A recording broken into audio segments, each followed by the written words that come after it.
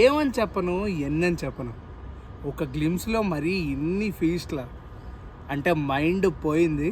So, నేను ఇప్పుడే 'Devara' glimpse అయితే చూడడం జరిగింది. అసల లిటరల్లీ ఎన్టీఆర్ గారి కటౌట్ అంటే లైక్ ఒక మ్యాన్ ఆఫ్ మాసెస్ ట్యాగ్ ఎలా ఉందో ఆయనకి, ఒక యంగ్ టైగర్ ట్యాగ్ ఎలా ఉందో, హీ జస్టిఫైడ్ దట్. అంటే ఇందులో ఒక క్లాసీ ప్రెజెన్స్ మొత్తం ఆ బ్యాక్గ్రౌండ్ అంతా మనకి ఆ వర్క్ చూస్తుంటే కొరటాల శివ గారి వర్క్ బ్యాక్గ్రౌండ్ అంతా ప్యూర్ క్లాసీ. అంటే లైక్ ఒక అవతార్ 2, అవతార్ 1 ఇలాంటి విజువల్ వండర్స్ చూసినంత ఎక్స్పీరియన్స్ ఆ బ్యాక్గ్రౌండ్లో కనిపిస్తే, ఆయన యొక్క మాస్ కటౌట్తో ఆ ఫైట్ సీక్వెన్సెస్తో మొత్తం స్టీల్ చేస్తారని చెప్పాలి.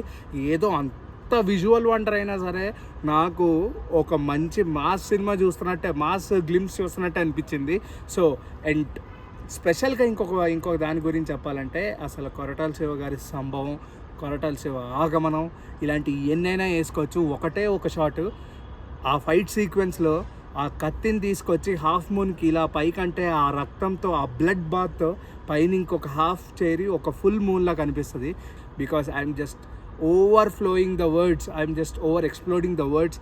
These are true, these are perfectly true for the Devara glimpse. మీరు ఎన్నైతే అనుకున్నారో సో అవన్నీ పర్ఫెక్ట్లీ జస్టిఫై చేసింది. ఫర్ నార్మల్ ఆడియన్స్కే కాదు, ఎన్టీఆర్ ఫ్యాన్స్ అయితే అసలు ఇంకా గూస్ బంప్స్ వాళ్ళు ఈ హైప్తో లిటరల్లీ ఏమైపోతారా అని చెప్పి అనిపిస్తుంది. సో గ్లిమ్స్ కూడా చాలా బాగుంది. అండ్ లాస్ట్లో ఆయన మాట్లాడిన మాటకి అనిరుద్ధ్ గారి బీజం అయితే అబ్బా. అండ్ బేసిక్గా చెప్పాలంటే బెస్ట్ పాయింట్ ఏంటంటే ఆ ఇంగ్లీష్ మ్యూజిక్తో వచ్చే ఒక ట్యూన్, ఆ ట్యూన్ పోరింగ్ ద బ్లడ్ అని చెప్పేసి ఒక ట్యూన్ ఉంటుంది మొత్తం త్రూ అవుట్ ద గ్లిమ్స్. అక్కడి నుంచి మనకి వస్తున్న తర్వాత వచ్చే ఆ టడా ఆ బీజం అయితే వస్తుంది అనమాట.